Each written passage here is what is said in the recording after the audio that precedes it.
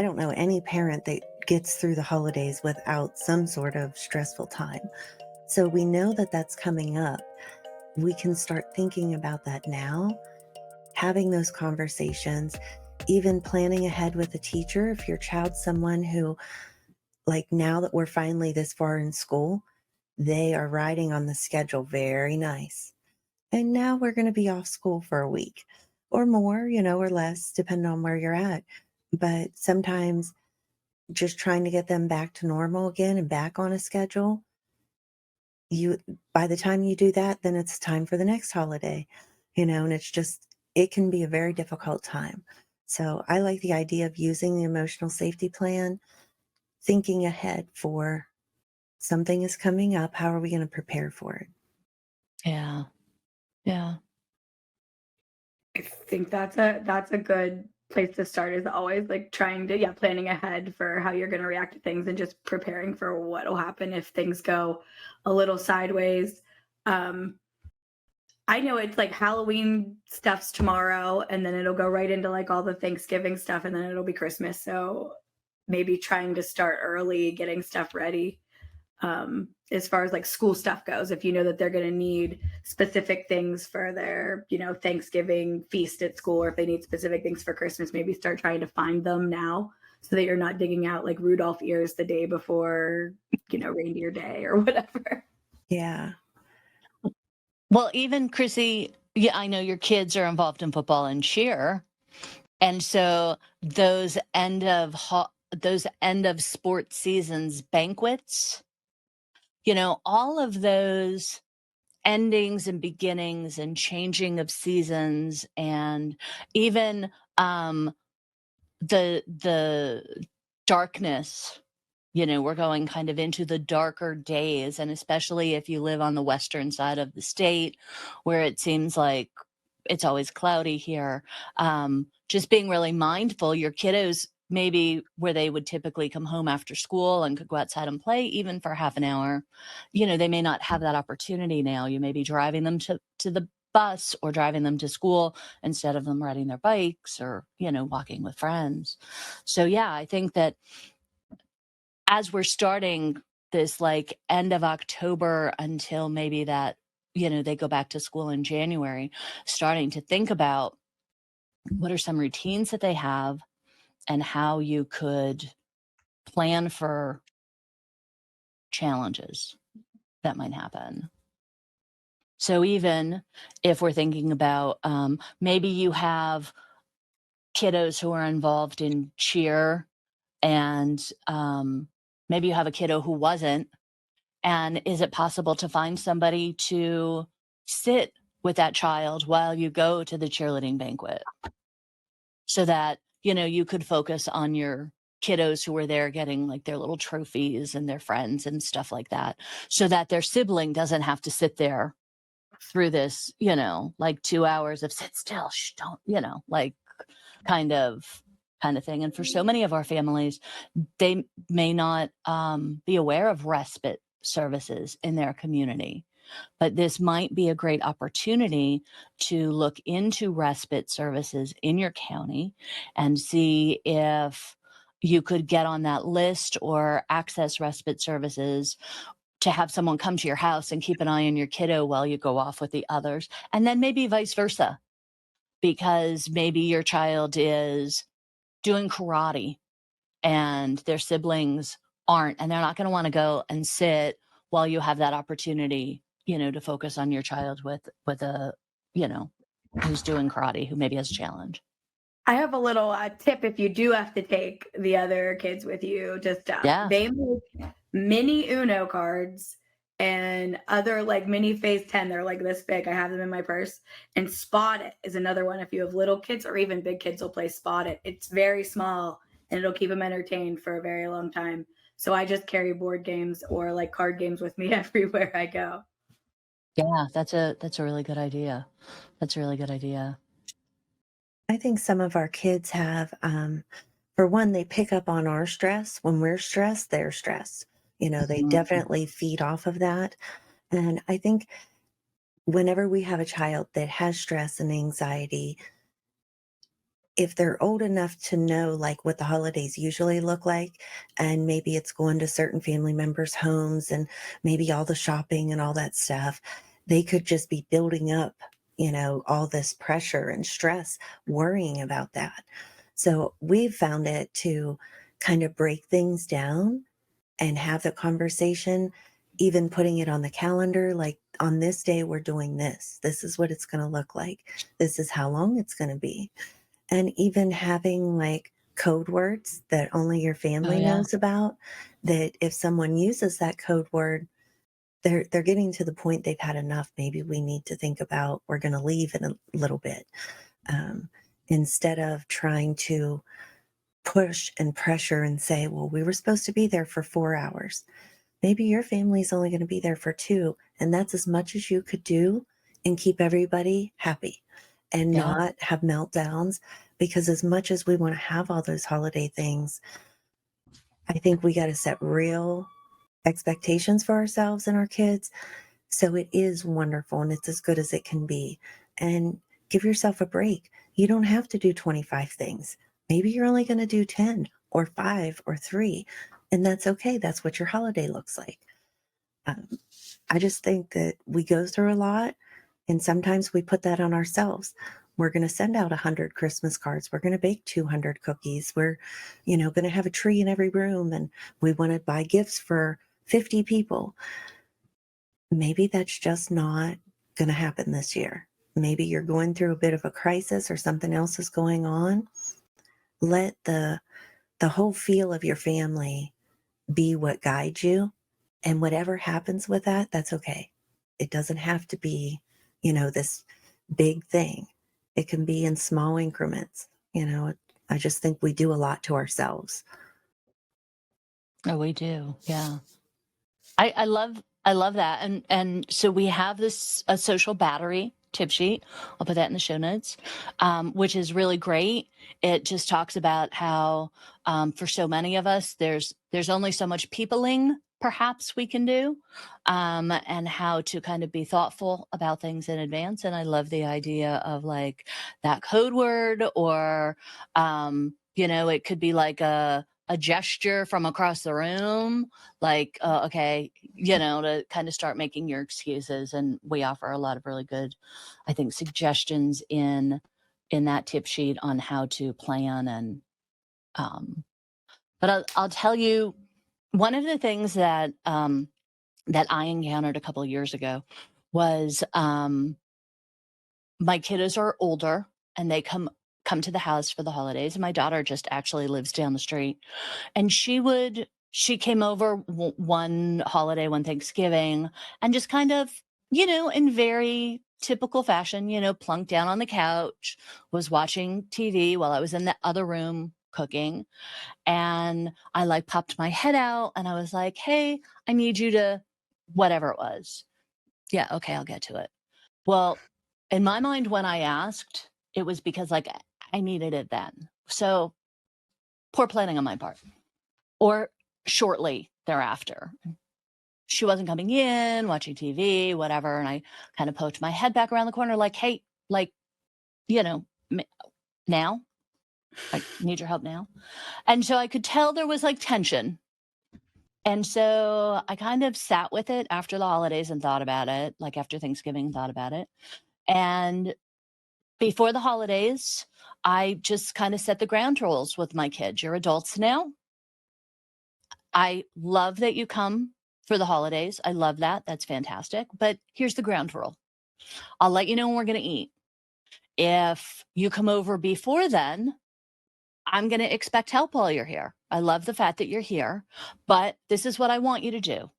Every 30 minutes or whatever I said, I want you to present yourself into the room that I'm in, walk into the kitchen and say enthusiastically, hey, can I help with anything? Yeah. And then help. If you don't want to do that, that's fine. I'll tell you what time we're eating and show up 15 minutes before that. So you don't have to help if you don't want to, but then don't like come and hang out on the couch. Just show up before dinner.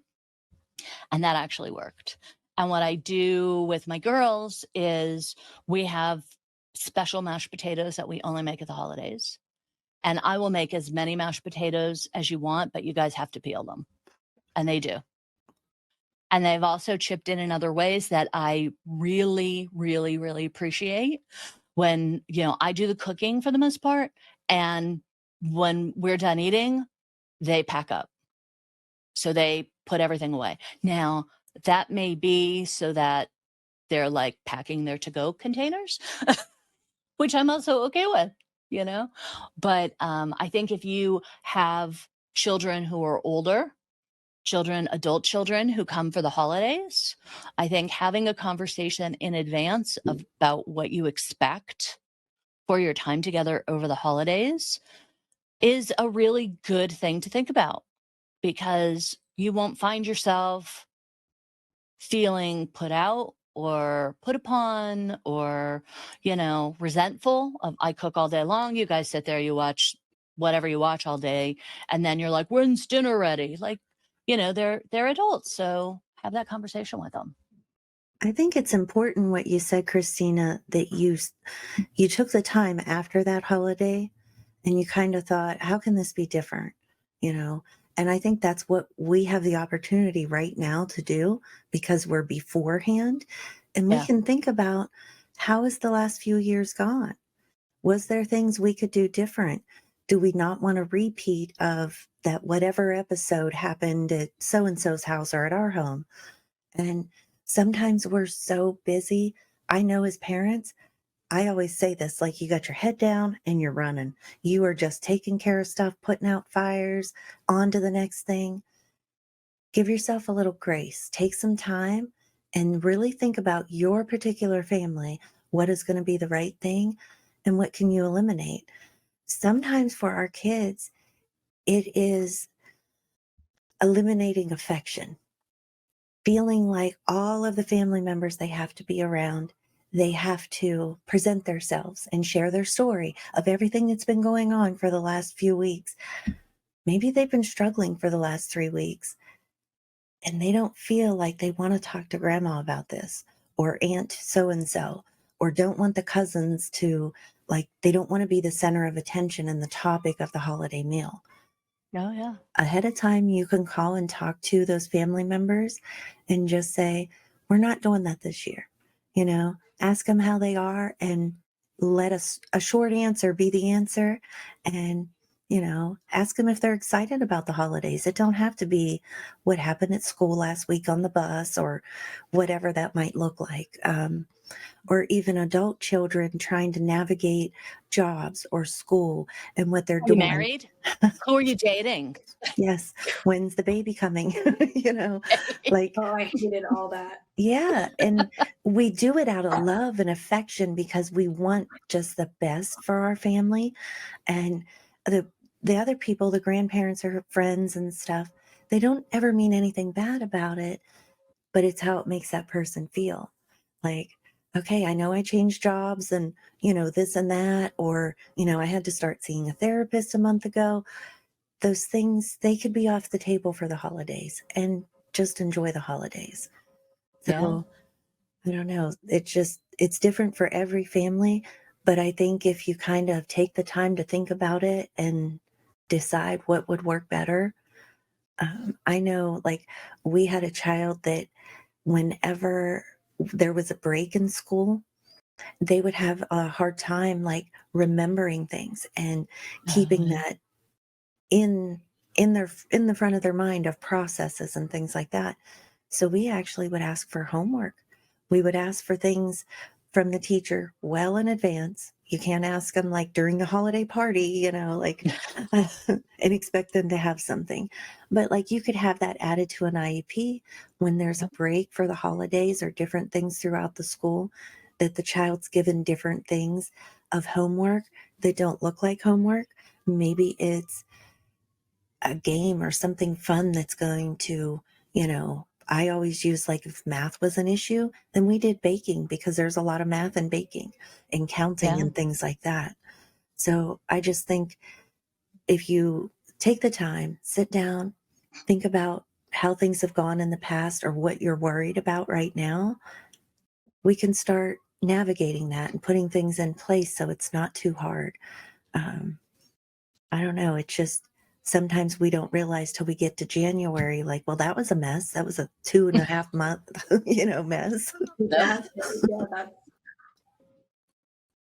And I think that that's okay. I mean, I think that it can also be if you know that Aunt Bernice is going to ask intrusive questions, and in some families, if you know there's no way to get over it, Aunt Bernice is 85, she's going to do what she's going to do no matter how much you talk with them. This can also be a great opportunity for you to have a conversation with your child in advance and tell them what you think is wonderful about them. So yeah, maybe they lost their job,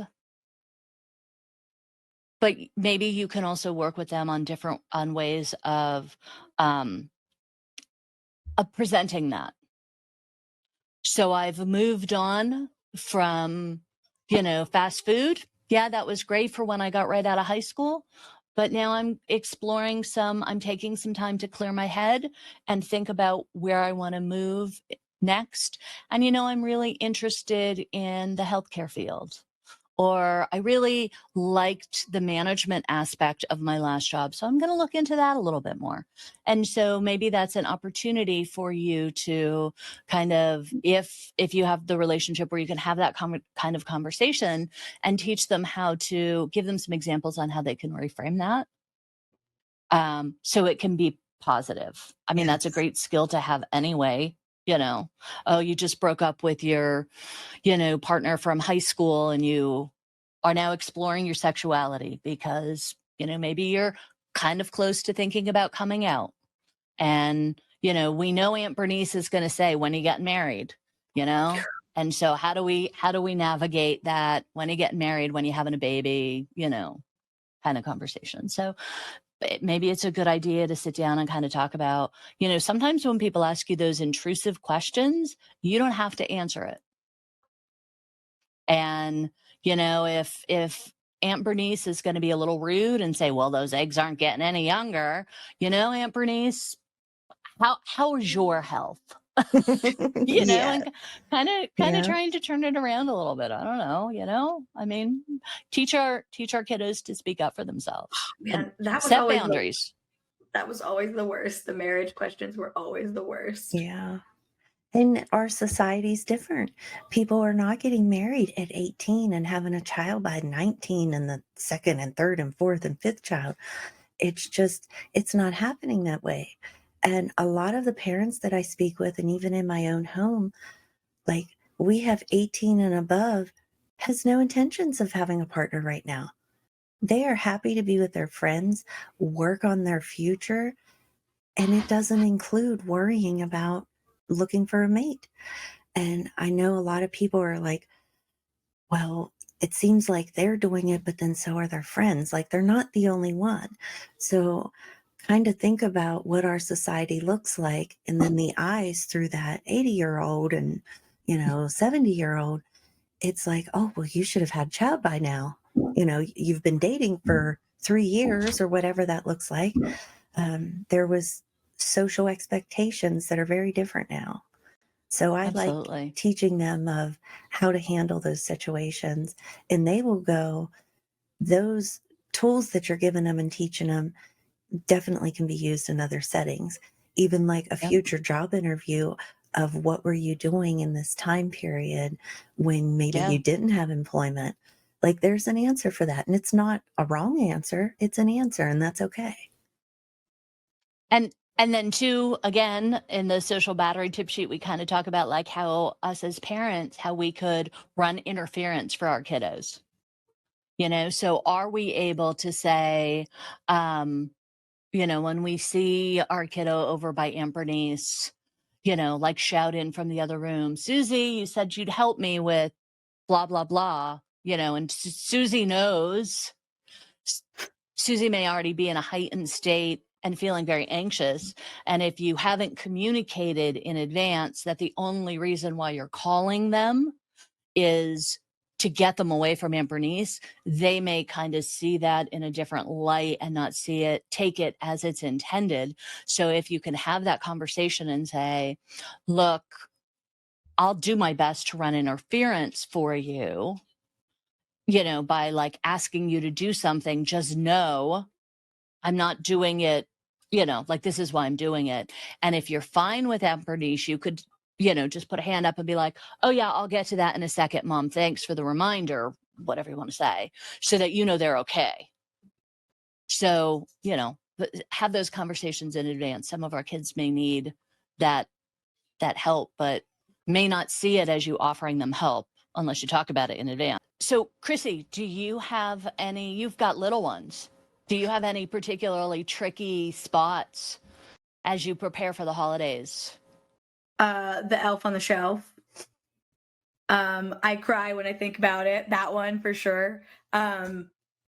Remembering I'll have to set alarms on my phone to remember to move it, and then I'll have to look at like stuff to do with it, because I was all, stay-at-home mom forever. My kids were all little. I wasn't 100 places back then when we introduced the elf, but all 4 kids have an elf. So I have to find something for 4 elves to do every single night. And that is my holiday debt monkey right there. Oh my goodness, girl. You've put a lot of pressure on yourself. Oh Yeah. my. It was so fun when they were little, but I never left the house when they were little. I went to Sam's Club and like once a week, and that was like the extent of my adventures. We stayed home. So now that they're all in school and all older, though my 11-year-old now knows that the elf is an elf. So she can probably assist. You got a partner in crime now. Yeah. She there can you probably go. assist, but yeah, that's the thing that's holding me up. And Christina, you were talking about sports banquets and that kind of stuff. Well, all 4 of them have stuff, and competitive cheer starts the weekend we get home from Chicago. So it's a rough time of year. I already started shopping online a little bit. What does that look like for you, a time period for Elf on the Shelf? Do you do that for a week or 2 weeks or like the whole month? Oh no, they come back the day after Thanksgiving. Oh, And they don't leave till Christmas Eve. So they're here for a whole month. I'm thinking I have to tell you, I was sorry, Melissa, I was the mom who, like, the tooth fairy never came to our house because I would totally forget. Like, one kid, one tooth randomly, and I couldn't manage the tooth fairy. So, like, elf on the there'd be no way. There would be no way. Melissa, you were saying? I was just thinking, like, since you know the time period of how many you got to do, I would take, like, how I would attack that. I would take the amount of days, multiply that times 4 or 3, depending on, what's going to happen with your oldest, and like take some time and figure out that schedule ahead of time, what everybody's getting, what positions they're going to be in, what little things you need for it. I would have to do that in place of like maybe sending out cards. Like I would allow that to take something else off the table. So like I could do that. Because that sounds like something really fun that you're doing for the kids, and it's a tradition and it's really important. So I would try to think of maybe things that you make yourself do that maybe aren't as important, that you can take off your plate and focus on doing that. And I definitely would use Pinterest and like create a board, even asking other parents, like, send me your ideas. Tell me what you did last year, because some parents are only doing that once or twice, for 2 kids. You have a lot more kids that you're trying to do this. So since it's something like you want to do, I would try to have a plan to tackle it. So it's not like a big worry daily for you every one of those days. They're so excited about it too. They've already started to ask, like, when's the elves coming back? When will the elves be back? Oh my goodness. See, but further proof that Melissa is a better human being mom than I am, because my first thought was, you know what? Santa's having a labor shortage. And maybe this year for me, we might have one elf assigned to the whole family. Yeah, no, I thought about like having one of the elves, like the elves get chicken pox or something so that they can like I, nap yep. for a week or something. I mean, I've exhausted everything. I'm gonna have to repeat some stuff. I kept like a note in my phone of all the things that I've like done with them. So I'll just have to There'd go be back no way. a couple of years and just do it. I was a prior to working full time, I was like an animal. I was like the most extra mother in the world. But now I have like the kids have that expectation. Yeah. So it's very hard to keep up that same enthusiasm that I had prior to not having her like a full time Yeah. job. Yeah. Yeah. But I do like the idea, and I think we've talked about this like in the past, at least when we all get together and we kind of share ideas for like how to make it through this season. I think really kind of spending some time, whether it's by yourself or with your partner or whoever, really thinking about what matters to you and your family. And in my family, the kids, we got the Christmas tree up, we put lights on it, and everybody was like, yeah, okay, whatever. There were times we like never put ornaments on the tree, mostly because our animals would like, you can't decorate the lower third of your tree because the animals knock the balls off. And then where we had our Christmas tree, there was like a railing for the steps. And so it was really like we could only decorate the top third of the tree. So there were many years we didn't even put ornaments on the tree. It was like the tree and lights, and that was it. So we're definitely not that extra family. But maybe now's a really good time to sit down and think about like what is important to you. Like you said, the kids really love Elf on a Shelf. So that's something it doesn't sound like you would want to give up. And that's great, but is there something else that you could do, or can it morph now that your daughter is old enough? Can she be like your secret conspirator for the two of you to be like, okay, let's do this? And because if you really kind of think about it, we all sort of, if you follow the Christian tradition of Santa Claus, we all become Santa Claus.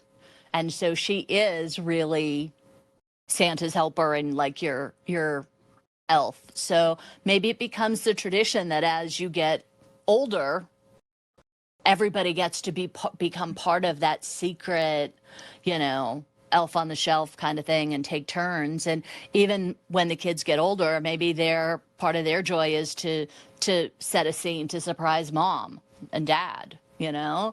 But maybe now's a really good time to think about what traditions or what activities are important to you and your family, and what is there something that you can let go?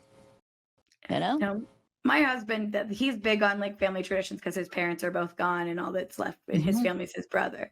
So those two are Yeah. like big on doing like the same traditional stuff that their parents always did. So it was actually Yeah. their idea to get each kid their own elf, because he said once Aw. they grow up, then they can take their elf with them Aw. to their own families. So that's why we have the four. But so we'll be doing some stuff with his brother, and they help too. They don't have any kids of their own yet, so they come and kind of back us up. They'll help build toys and wrap gifts and Aw. that Aw. part's nice too. Yeah. I love it. Well, that's another good tip, is find your natural supports and bring them in for help. Call for backup. Yeah. So as we're kind of wrapping things up, any final thoughts on how to manage? I think the idea of like we get excited and we start preparing for the holidays, make a plan for your family of what that's going to look like, what the time off is going to look like, what the days will be filled with or not filled with, like having scheduled breaks. Like we're not traveling, we're not making phone calls, we are just home, we're quiet. Everybody's phones or whatnot are off for a certain time period. Give yourself a little bit of peace during this time too. You don't have to schedule every minute of the day to have, happy holidays. Think about the things that are going to be really good for your family. A crock pot. That's great advice that I can give you. I was trying to think. Melissa's so good at like the, profound things. That's not really me. I'm more like the practical. Mine's like, your food doesn't have to be fancy. Throw it in the crock pot. Do it the day before, so they're gonna do is heat it up the next day. And nobody actually cares. If they're coming to visit you and you're feeding them like sandwiches and soup out of the crock pot, they don't care.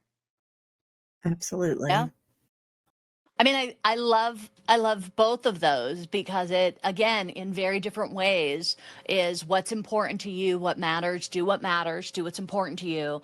And if it's not important to you, let it go. You know, my tip for everyone is have downtime, schedule downtime for yourself as a parent, for your kiddos. If you have a family where it being overscheduled and overprogrammed doesn't work, build in that time. I remember when my kiddos were little, they would get new toys and they couldn't like unbox them and play with the toys, which is what they wanted to do. They had to hurry up and open it and then go to the next one, and then hurry up and go open it and go to the next one, and then jump in the car and drive to somebody else's house. And so as they got a little bit older, we built in time for, I don't care if it takes all morning to open presents, unwrap things, play with things, and we definitely set aside time to play with your new toys without hurrying and rushing to somebody else's house.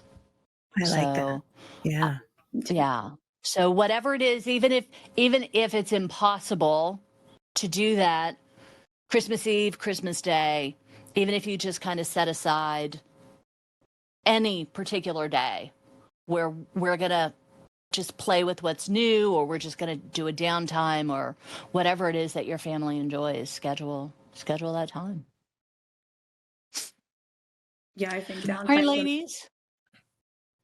Well, thanks for your time today. And I'm sure this is the topic we'll be talking about again as we actually officially get closer to the holidays. We may want to share some of those tips on how you manage definitely that week before, the week of, and then the week in between, which can be a challenge. But for now, have a lovely day, everyone, and we'll Bye. talk again soon. Bye. Bye.